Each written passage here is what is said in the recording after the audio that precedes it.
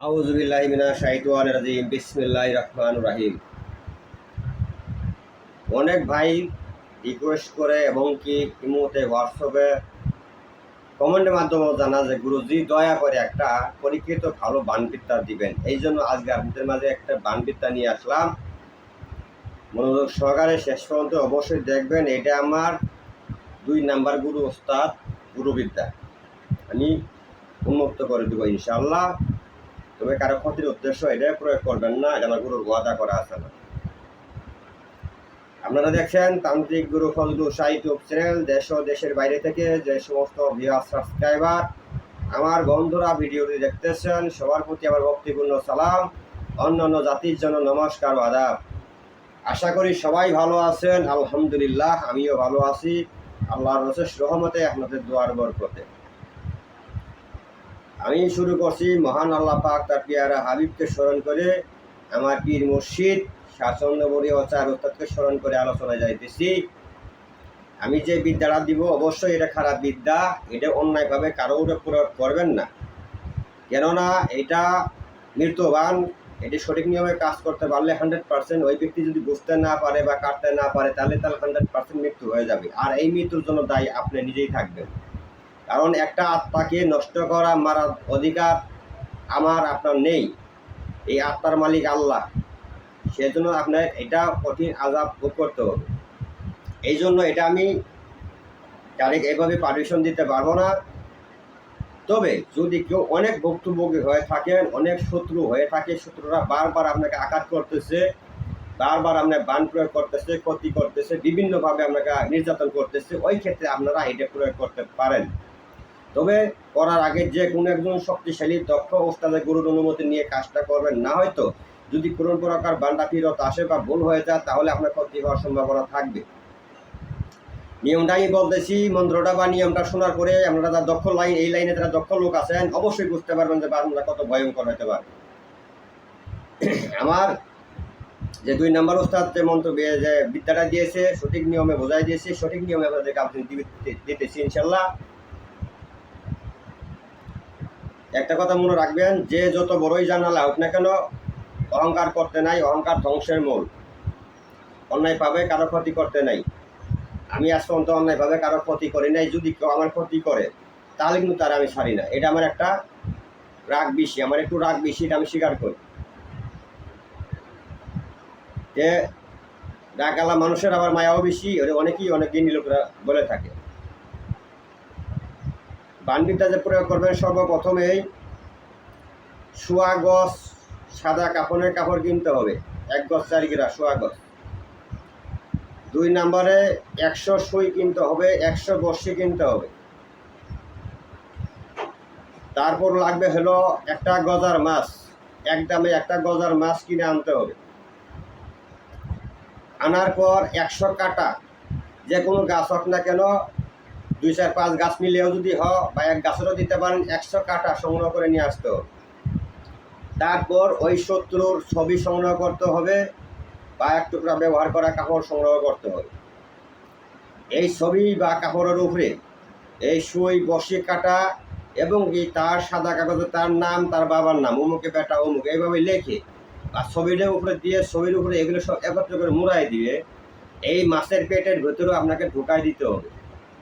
বড় গজার মাছ কিনবেন, একদমে শনিবার দিন কিনতে হবে। দামাদামি করা যাবে না। শনিবার দিন হাটে যাবেন বা যেখানে যান ঘাটে যান, একদমে একটা মাছ পছন্দ করে কিনে নিয়ে আসবেন। আনার পর এগুলো কাটা বসে সব একই দিনে শনিবারের দিনই আমরা সংগ্রহ করতে হবে। করার পর এগুলো সব একত্র করে এই মাছের পেটের ভিতরে ঢুকাই দিতে হবে, মুখ দিয়ে পেটের ভিতরে ঢুকাই দিতে হবে। ঢুকাই দেওয়ার পর আমি একটা মন্ত্র দেব, এই মন্ত্রটা 7 বার পাঠ করে 7টা ফু দিতে হবে গজার মাছের মুখে। দেওয়ার পর বান্ডা অবিমুক্ত হয়ে যাবে। তারপর ওই সাদা কাপড়টা নিয়ে আসছেন, এই কাপড়ের উপরে মাছটা রাখবেন। রাখার পর এর কাপড় 2 বাতাস যেভাবে মোড়ায়, এভাবে মোড়ায় নিয়ে সামনে রাখতে হবে। রাখার পর 4 জন লোক সংগ্রহ করবেন, তার মধ্যে একজন হুজুর বা আলেম হইতে হবে। টাকা দিয়ে সংগ্রহ করেন বা বন্ধু বান্ধব হোক না কেন, যেন সেই ব্যক্তি জানাজা দিতে পারে এমন একটা ব্যক্তি, এমন একটা লোক সংগ্রহ করতে হবে। তিনজন পিছনে দাঁড়াবে জানাজার উদ্দেশ্যে, সামনে একজন ইমামতি করবে। যে ব্যক্তির নাম, ওই ব্যক্তি যাকে বান মারা হইতেছে তার নামের উপরে জানাজা করতে হবে, তাকে লাশ সামনে মনে করে। তারপর এই কাফন মোড়ানো লাশটাকে আপনি যে ব্যক্তির জন্য করতেছেন তার বাড়ির আশেপাশে কোথাও 3 রাস্তার মোড়ে গেড়ে দিতে হবে। যদি বাড়ির আশেপাশে 3 রাস্তার মোড়ে দাফন করে দেন তাহলে সময় লাগবে মাত্র 3 ঘন্টার মধ্যে শেষ। আর যদি দূর থেকে করতে চান তাহলে আপনার আশেপাশে যে কোনো 3 রাস্তার এক কোণা দাফন করে দিতে হবে। দেওয়ার পর এটি একটু সময় লাগবে, যেহেতু দূর থেকে একটু সময় লাগবে। এটি হলো বানবিদ্যার গোপন ভেদ। আর জিন চালানোর মাধ্যমে কিছু কিছু শক্তি জিন চালান আছে, দূরত্ব লেগে যা, ওর ছাড়ার সঙ্গে সঙ্গে লেগে যা। কিছু কিছু বান আছে একটু সময় লাগে, কিছু বান নগদ লেগে যায়। বিভিন্ন নিয়ম কারণ আছে। 100, 600 একটা বান আছে। বান বহুত প্রকার আছে, 1000 উপরে নিয়ম কারণে বান আছে। আর জিন চালান বিভিন্ন নিয়মে বিভিন্ন জিন, এক একটা জিন এক একটা কাজের পারদর্শিক থাকে, তাদেরকে বিভিন্ন নিয়ম বুঝাই দিয়ে কাজে পাঠানো খাবার দিয়ে। যেমন আমার কিন্তু শত্রুর অভাব নেই, প্রতিদিনই নিয়মিতভাবে প্রতিদিন একটার পর একটা আমার শরীরে জিন চালান বান চালান আসতেই আছে। ইনশাল্লাহ আল্লাহ পাক সহায় আছে, আমার কাছে দোয়া আছে। ইনশাল্লাহ আমার কোনো ক্ষতি আশঙ্কা হয় নাই, আশা করি আর হবেও না। উত্তরবঙ্গ থেকে একজন লোক, আমি তার কোনো ক্ষতি করি নাই, সে আমার উপরে প্রথমে মনসা জিন চালান করলো বিদ্যা নষ্ট করার জন্য, আমি ফেরত দিয়ে দিছি। তার পরবর্তীতে সে কিছুদিন অবকাশ থাকছে, এই কাজগুলো করছে। তারই এক শিষ্য আইসে আমার কাছে শিষ্যত্ব গ্রহণ করছিল, এই একটা শত্রুতার যে তার অনেক শিষ্য আমার কাছে আসছে। তারপরে সে গত 30 তারিখে বিকাল 3:45 আমার উপরে একটা বান ছাড়ছে, আমি ফিরাই দিছি। আবার গতকাল ফজরের আজানের আগ মুহূর্তে 4টার সময় সে আমার মনসা 3টে জিন চালান করে আমার উপরে, সেটাও আমি ফিরে দিয়ে দিলাম। আবার সে নতুন করে অগ্নিবাণ প্রয়োগ করার জন্য তীর্ধনু রেডি করতেছে ছাড়ার জন্য। ইনশাআল্লাহ আল্লাহ পাক যদি আমার সহায় থাকে, ওই শয়তানের বাচ্চা কিছু করতে পারবেন, আপনারা দোয়া করবেন আমার জন্য। কেননা আমি কারো অন্যায়ভাবে ক্ষতি করি না, মানুষের সেবা করতেছি। আর 2 দিন ধরে ভিডিও এই জন্য দিতে পারি না, আমার অনেক রোগীর চাপ থাকার কারণে। আশঙ্কাটা সবসময় বিভিন্ন 20 জন লোক থাকে। এনে আমি দুজনের সাথে যুদ্ধ করবো নাকি আমি রোগীর সেবা করবো, চিকিৎসা করবো? আপনারাই বলেন। আমার কাজ হলো রোগী মানুষের সেবা করা। আমি মানুষের সূত্রমি করি, কারো ক্ষতি করা আমার কাজ না। আমি মানুষের সেবা করতেছি, আমি যেন আল্লাহ সাহায্য নিয়ে মানুষের সেবা করতে পারি উস্তাদের দুয়ার বরকতে। এই হলো আমার একদম শেষ কথা। তবে শত্রু সবারই আছে, সবাই সাবধান থাকবেন, সতর্ক থাকবেন। এই জগতের সর্বোচ্চ শত্রু হইল তান্ত্রিক জগতের শত্রু বেশি থাকে।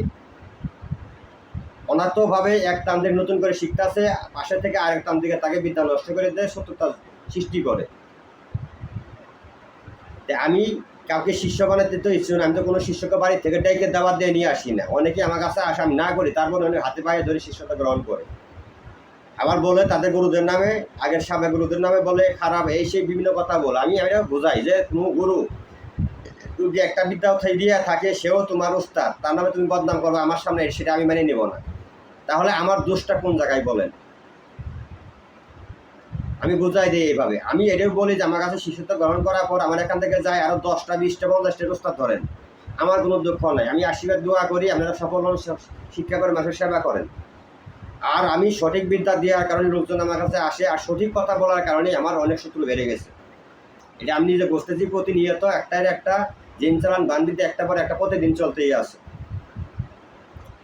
যাই হোক, আজকে যে এই বানবিদ্যার মন্ত্রটি, এই মন্ত্রটি আমি গোপন রেখে দিলাম, কেননা এটা খুব শক্তিশালী গুরুবিদ্যা।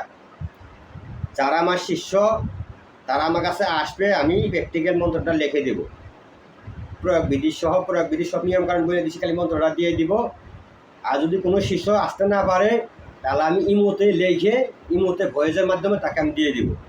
তবে একটা অনুরোধ করতে হবে, ওয়াদা করতে হবে, অন্যায়ভাবে ক্ষতি করা যাবে না। যদি কেউ ক্ষতি করে পাল্টা জবাব দিতে হবে এটা দিয়ে, কারণ এটা মৃত্যুবান, এটা অনেক শক্তিশালী, আমার পরীক্ষিত করা। তাই আজকে ভিডিওটা এই পর্যন্ত থাকবে। যদি কারো প্রয়োজন মনে করেন অবশ্যই যোগাযোগ করতে পারেন। আর শিক্ষা করার উদ্দেশ্যে, কোনো শিষ্য হওয়ার উদ্দেশ্যে আমাকে কেউ ফোন দিবেন না, কেউ ফোন দিয়ে ডিস্টার্ব করবেন না। যদি কাজের উদ্দেশ্য সরাসরি আমার বাসায় আসবেন, আপনাকে পাশে রেখে আমি কাজ করে দেবো ইনশাল্লাহ। দূর থেকে আমি কাজ করা পছন্দ করি না।